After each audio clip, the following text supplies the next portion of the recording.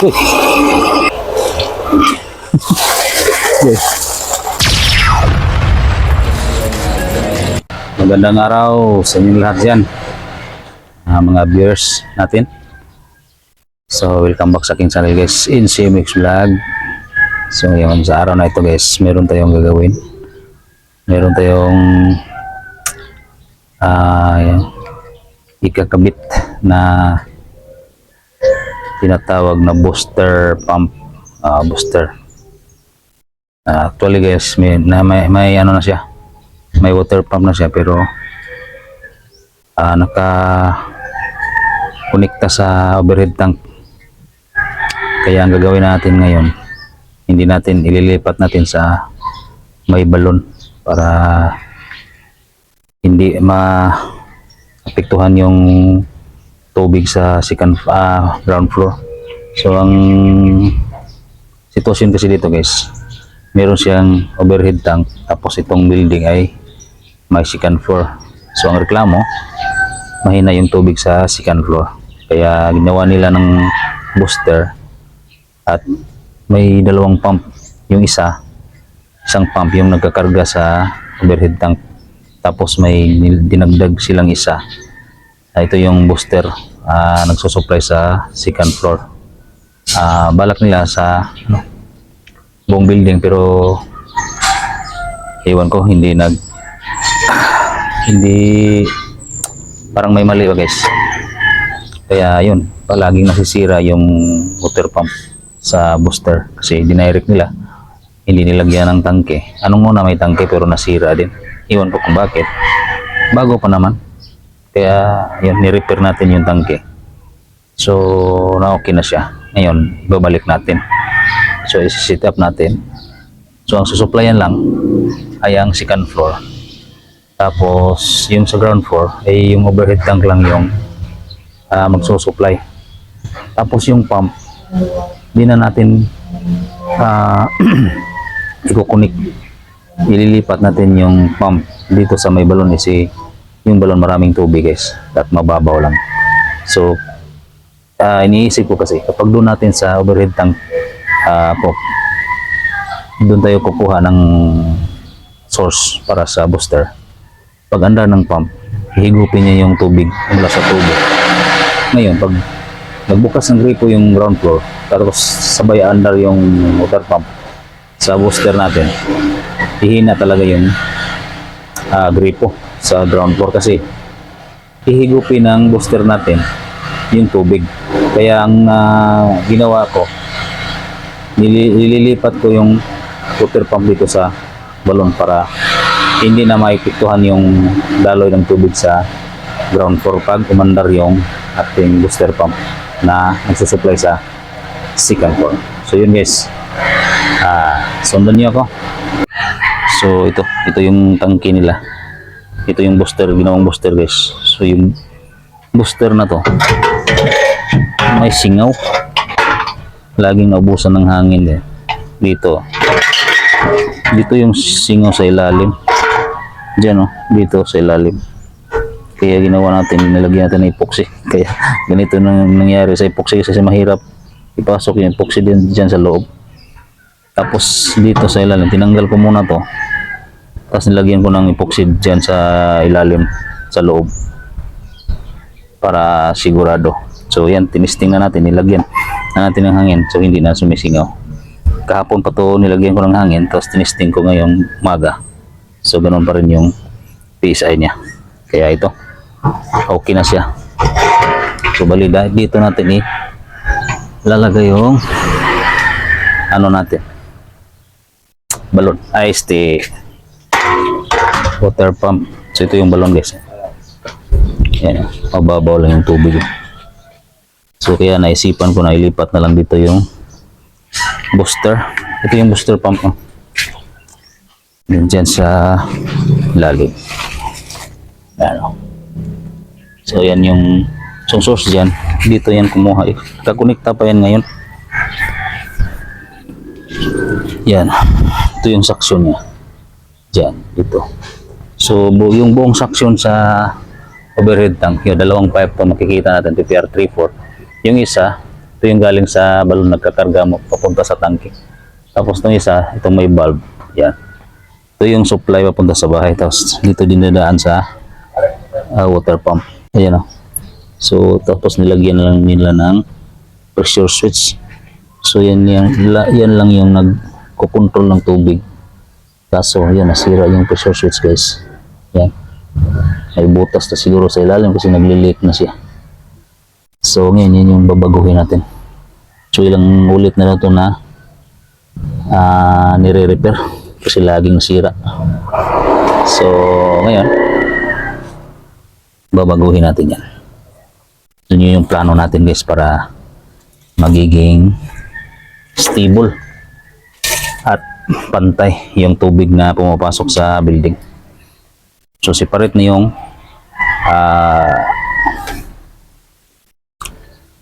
separate na yung supply sa second floor at sa ground floor.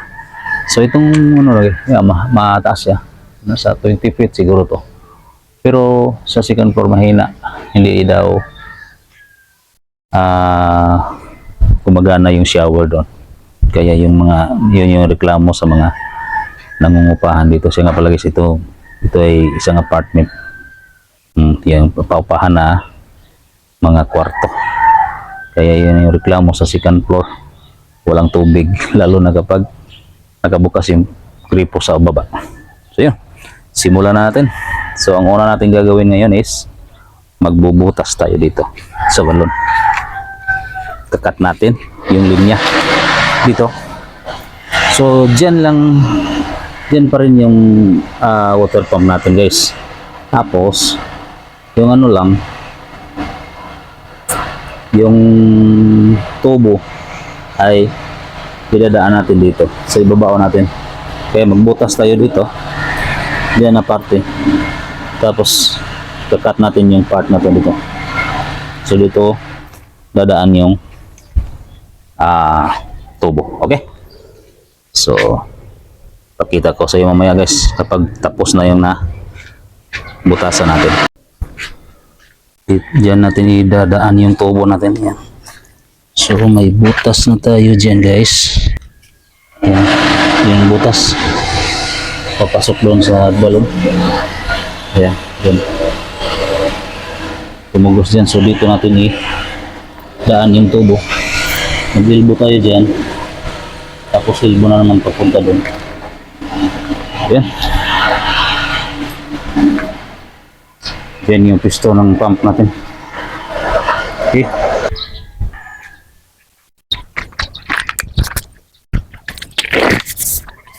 Kasi ito yung dalawang tubo. So dito tayo dadaan.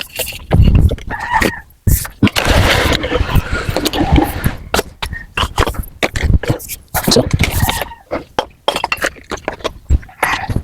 Ayan guys. Meron na tayo nalagyan na tubo dyan. So yan na po yung setup. Yan. Tapos doon. Baon lang natin ng konti kasi lagyan pa dito ng semento. Yan. Binibin lang natin ng 45 degrees dyan. Papunta na doon sa water pump. So ang ngayon papasok na natin yung suction line. Pasok lang natin guys. Yung suction line na ito, dalawang length lang gamit natin. Hindi na natin nasukat yung lalim ng balon. Malalim to.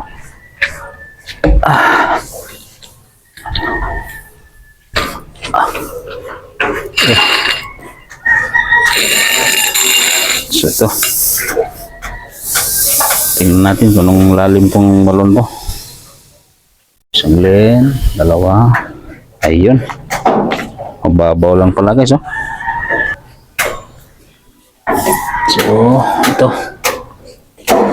Down natin ng isang talampakan para sa standard na distansya ng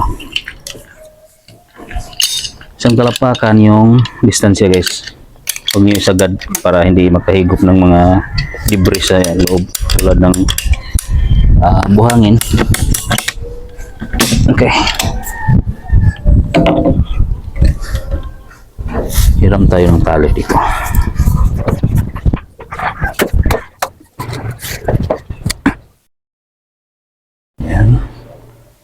Lagay tayo ng onion dito guys.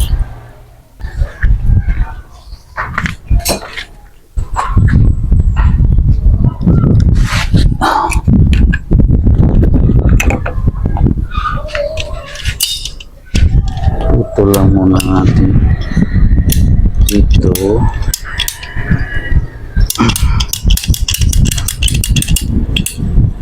Ito tayo may clip para lagyan ng onion. So, yung onion dito natin sa baba. Ito yung onion pesto. Yan. Tapos yung maikling tubo guys. Bakit may maikli? Yan. Okay.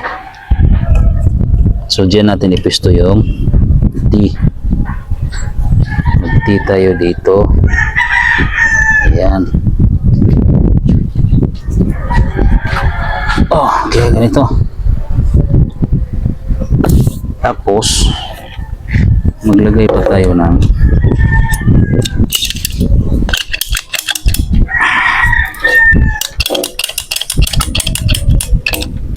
tubo. Okay. Tapos lagyan natin ng female adapter sa dulo guys. Itong tubo na to. So explain ko sa inyo mamaya para maintindihan nyo ng masyado. Tapos susunod natin dito sa T. Ayan. Okay. Ito female adapter tas may plug. So dito tayo mag-prime ng tubig guys. Para hindi tayo mahirapan kasi may distansya yung water pump natin. So ngayon pwede na natin ikabit dito sa pinaka ano natin. So may tubo dito. Kita ko sa inyo mamaya. Yan muna natin para yan. Okay. So ganyan lang guys, hindi na kailangan lagyan pa ng tubig. Papasok siya kapag ganyan natin.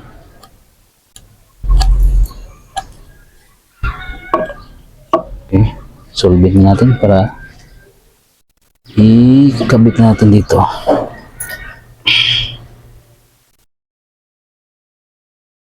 Siguraduhin lang guys na walang tagas. Ipitan natin yung onion. Okay. Okay. Alright.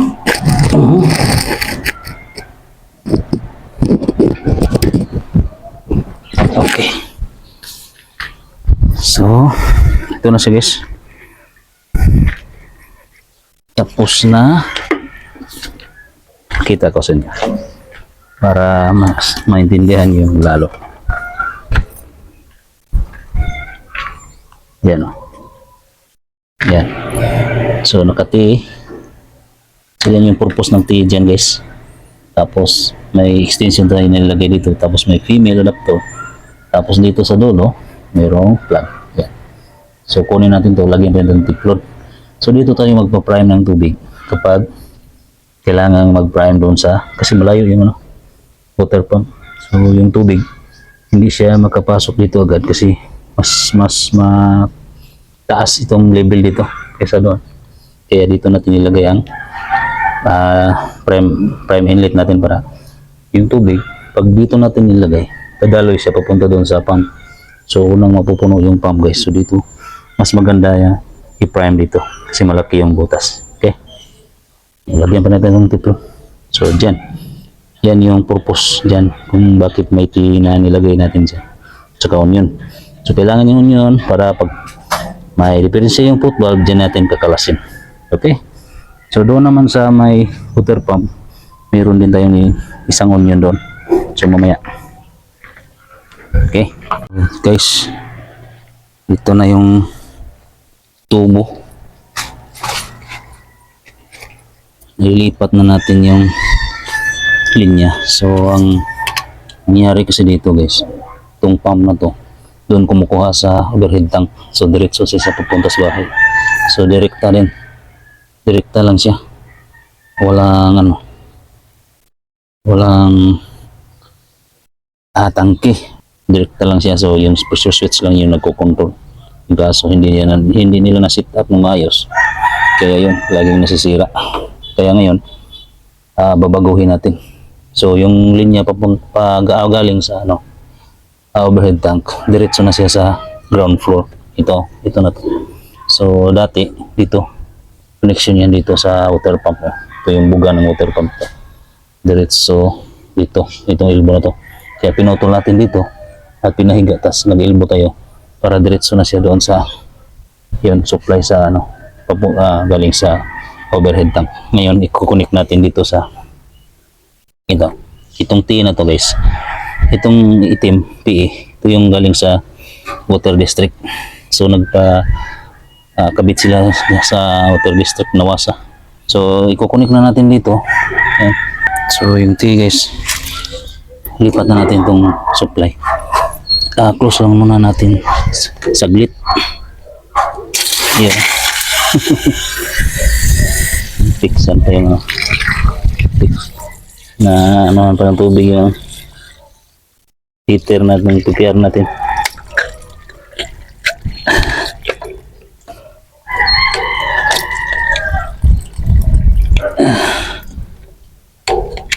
Yan.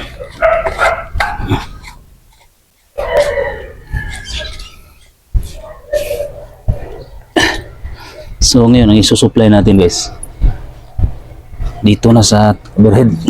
Hindi na tayo magsusupply sa Nawasa para malinaw yung tubig. Ito open natin. Ito yung galing sa overhead tank. Ayan. Yung tangke nasa taas. Mahaba naman yung mataas naman yung poste. So okay na. So ngayon okay na yung supply sa ground floor. Ngayon sa second floor naman tayo guys. Yan yung problema din sa second floor kasi mahina. So gamit itong ating water pump ngayon, lilipat natin. Susupplyan natin ng malakas na tubig yung second floor. So ito yung supply ng second floor guys. Ito yan. So dito tayo magbabypass. Puputulin natin to, lagyan natin ng valve.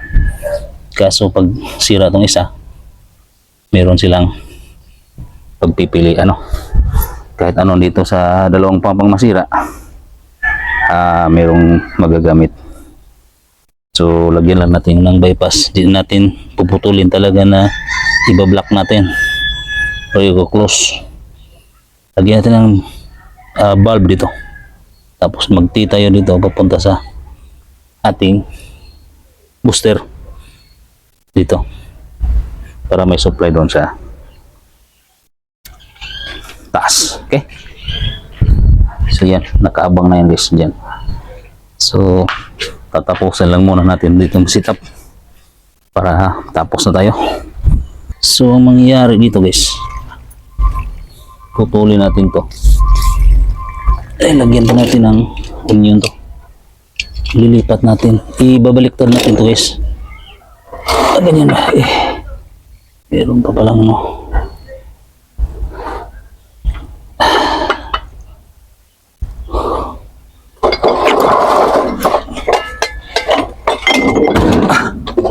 pulat lang naman natin to. Ito tayo. Ito na lang siguro guys. Yan ba? Yan o.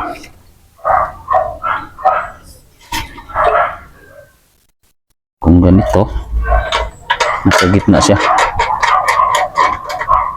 So ito yung hose niya guys.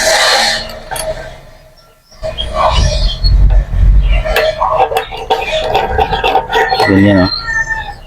So ito yung natin dito.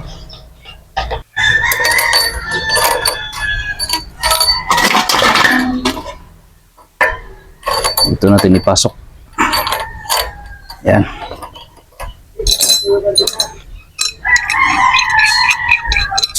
Sa pagkabit nito guys, kailangan timingin yung kanyang ito ba para ganyan ganyan. Kulang ng konti. So ganyan siya. Ikutin pa natin ng isa para hindi pa mahigpit dito. Last turn.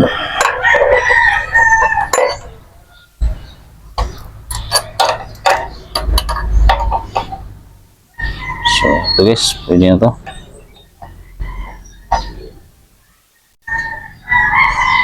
Yan. Kailangan timing siya guys, dahil kapag sobrahan mo, hindi siya mag-fit dito sa dito. So ganyan. So kulang lang dyan gasket.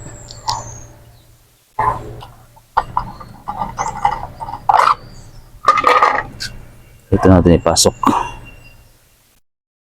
Ganyang wire. Okay.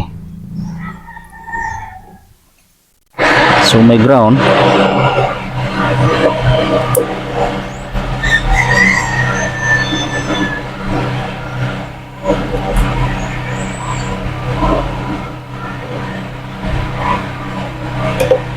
So yung ground guys, dito sa ilalim. Yung yellow. Yan, dito may dalawang screw dito.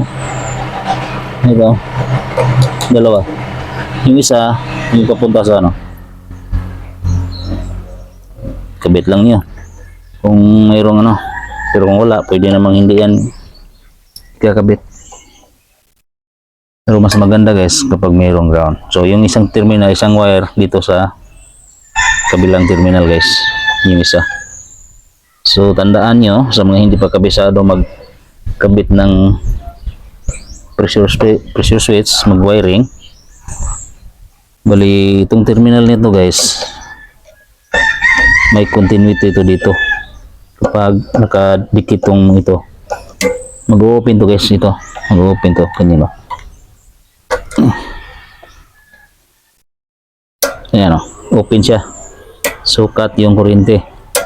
Pag dikit niya ganyan, kung magko-continue siya dito, may continuity dito. Tuloy-tuloy na yung daloy ng kuryente papunta dito sa kabila. Kaya itong isa, dito natin ikakabit yung papunta sa galing sa breaker. Ito papunta pa to sa motor. So itong isa naman dito sa kabila. Dito kabila. Dalawa to sa dalawang grupo, sa dalawang may dalawa ring terminal. So dito natin pwedeng dito, pwede rin dito. Wag lang dito. Dahil sabog to guys. Or sabog kapag dito yung So ganyan lang.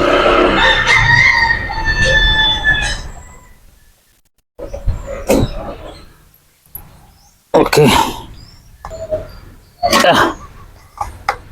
So ito na guys. So ito yung galing sa breaker. So yung kabila nandito. Yan yung kulay blue. Tapos yung kulay blue ng isa papunta ito sa water pump. Itong isa naman yung galing sa breaker. At saka dito sa kabila rin yung brown. Yan. Sila yung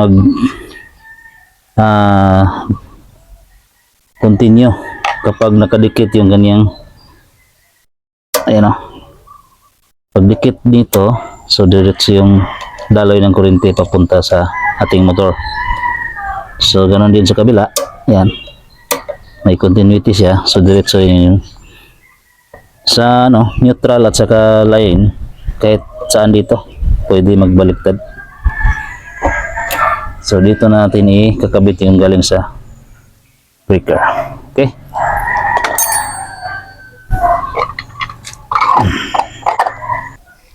Lagay dito guys.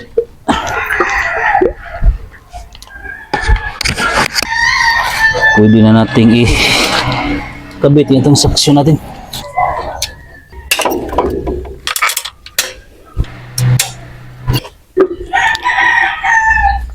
Okay.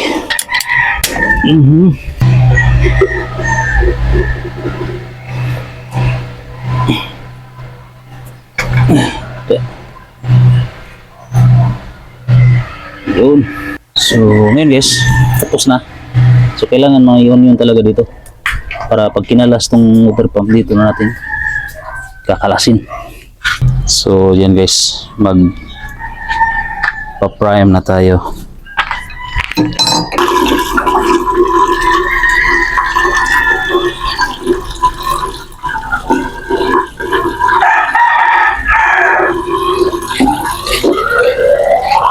Guys, puno na. Cover na natin.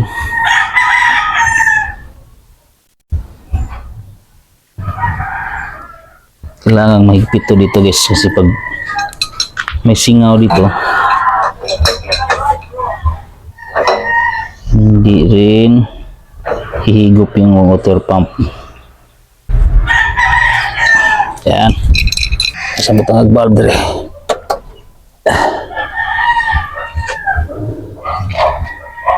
Valve butang arong.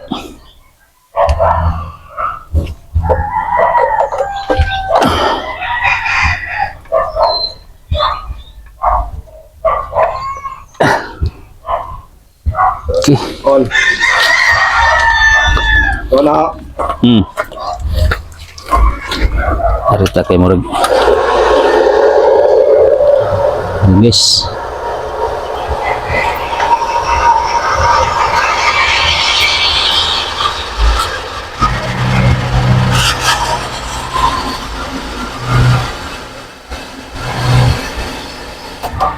Yun. Okay. Okay na siya guys. Asam na kung ni mabasa ta ni.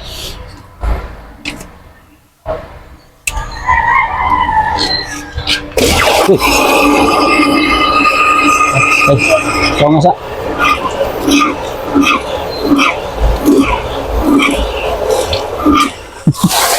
Yes.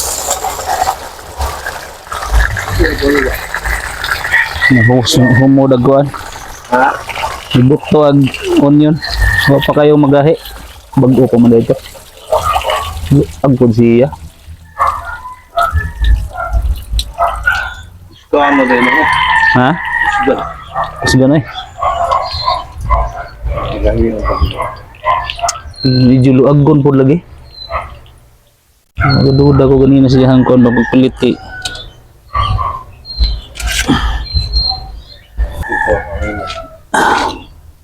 Sa kuan na siguro na.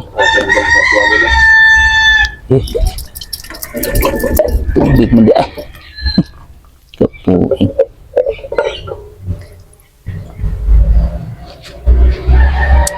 Tagtauran lang sa niyo.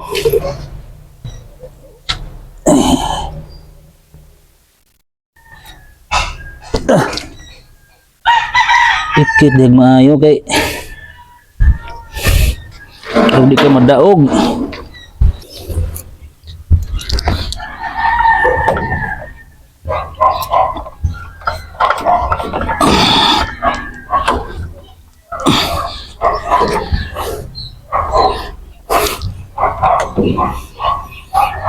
So ito na guys, the moment of truth.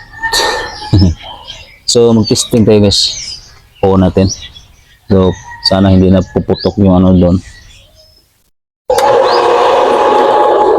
So yan.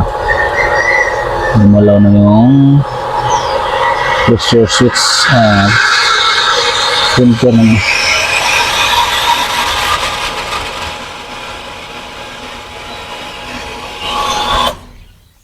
So less than 40 pala.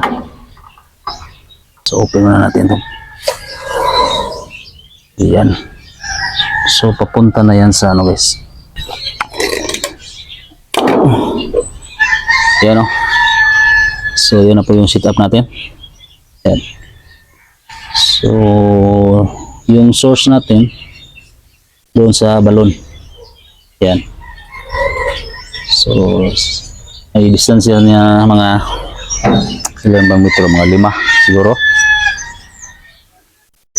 5 or 6 mula sa balon. So, distansya yung water pump natin sa balon. Kasi nandito yung ano, hindi na natin binago dito. Kasi may ano na siya, sariling bahay ba? Buti pa yung water pump may sariling bahay. Tayo wala pa. Okay. So yun na nga guys, yung ground floor, overhead tank yung supply. Tapos yung sa second floor, itong pressure tank. O tinatawag natin booster pump. Kasi